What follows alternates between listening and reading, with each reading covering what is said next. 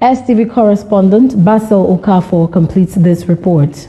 The American Veterans of Igbo Descent, AVID, has asked Justice James Omotosho of the Federal High Court Abuja to dismiss the charges against the leader of the indigenous people of Biafra, Nnamdi Kanu, and to order for his immediate release. Justice Omotosho fixed November 20 for judgment in the terrorism charges filed by the federal government against Kanu, but a statement made available to journalists and signed by AVID President Sylvester Onya insisted that the law on criminal charge against Kanu has been repealed.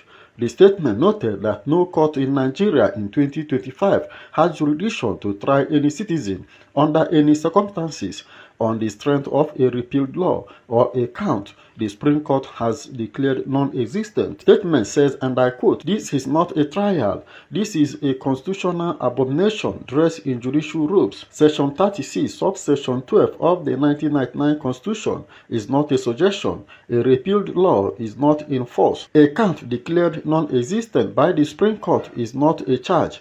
A man detained for years on such a charge is a hostage, not an accused person."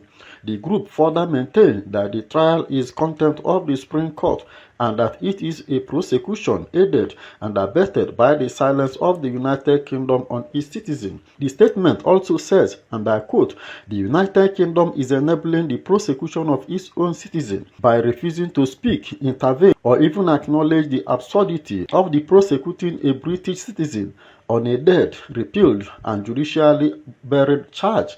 The UK has abandoned its own legal heritage, abandoned its own citizens, abandoned the rule of law it once championed.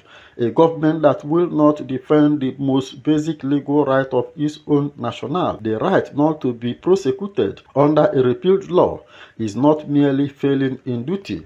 The statement ended by saying, "No valid charge, no trial. Free Nnamdi Kanu now." Basil Okafor, STV News, Abuja.